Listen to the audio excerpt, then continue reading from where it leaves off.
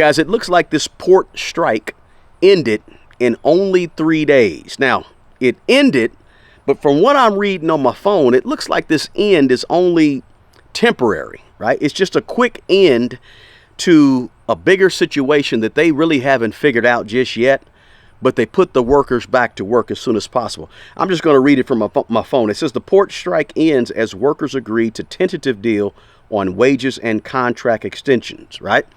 It says a major union for U.S. dock workers, which is ILA, International Longshoremen Association, and they were fighting for the employees, and the U.S. Maritime Alliance, fighting for the employers, agreed on Thursday to a tentative deal on wages and have extended their existing contract through January 15th to provide time to negotiate a new contract. Well, before I keep reading in this article, let me explain something to you guys, and you know this. We have a major presidential election coming up in about 4 weeks, about a month. There was no way in this world that they were going to allow this strike to go on during a major election for the president of the United States. There's no way in the world that was going to happen. So I was fairly certain that they would get in there and figure something out. All they're doing right now is what Congress normally does when it comes time to figure out the appropriation bills to actually come up with a budget and agree on a budget. The federal government or the Congress kicks it down the road and calls it a continuing resolution. Well, basically, looks like it's a continuing resolution for this strike, and it's not even finalized. It's just enough to get them back to work. But I was pretty sure that they weren't going to be holding out. They weren't going to allow this thing to continue to go very long, because you can't, I say you can't, but you could, but they don't want to see supplies being backed up on the East Coast and the Gulf Coast ports. They don't want to see Target and Walmart and grocery stores not having perishable goods because of the strike. They don't want to see things not being shipped, and perhaps an increase in inflation or something go wrong with the economy because of the strike. They don't want that a month before this major presidential election. So I was pretty sure they was going to work it out. It says the move ends a strike that had snarled East Coast and Gulf Coast ports since the beginning of the week and threatened U.S. supply of fruits, automobiles, and a whole bunch of other stuff, because I think I read that almost 50%, maybe 45% of all the things that America imports comes through the East Coast and the Gulf Coast ports. So that's like half of the things. We're talking about nails and, anything you can think of almost comes through those ports. So it's everything. It's not just a few little things that they mention here in this article. It says the ILA and the U.S. Maritime Alliance have reached a tentative agreement on wages and have agreed to extend the master contract until January 15th to return to the bargaining table to negotiate all the other outstanding issues.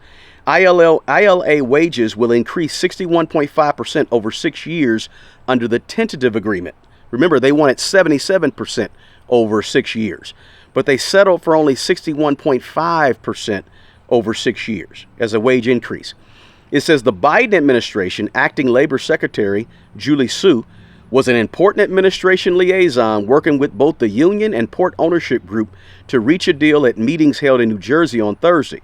Of course, of course the Biden administration, acting labor secretary, is going to be all over this, working 24/7, because they don't want to be the brunt of causing perhaps a loss in the upcoming presidential election. Says the collective bargaining process really worked, said Sue. I bet she did. She said, we've been saying it all along. When workers have a real voice at the table and when they can help to determine the conditions of their jobs, we're seeing really great historic gains for working people. And we're also seeing it because we have such a strong economy.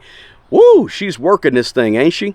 She's putting out press releases and making statements to the press that make everything look wonderful and fine and dandy. She says companies that are making record profits are realizing that when they do right by their workers, it's better not just for the working people, it's better for their industries. It's better for their future. It says supply chain congestion delays still is going to take weeks to unwind. They were only on strike for 3 days, but it still had some backup, some supplies or some things back up. So during the week, the strike had already started to stress the U.S. supply chain. Thousands of containers had been dumped at the wrong ports, and billions of dollars in goods were anchored offshore because ports were not operational. It says for every day of a strike, it can take up to a week to unwind the congestion and delays that build up within the supply chain, according to Everstream Analytics. It says the number of container ships waiting outside the U.S. Gulf and East Coast ports had decreased from Thursday night to Friday morning, down to 54, according to Everstream. At Georgia ports, operations resumed from truck gates, ocean terminals, vessel operations, and rail operations throughout Friday morning.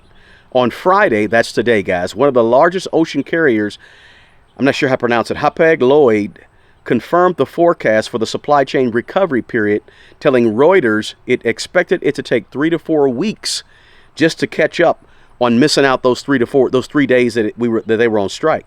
So it says Secretary of Transportation Pete Buttigieg, whatever his name is, said in an interview with Sirius on Friday morning, the parties were not as far apart as it sounded on economics.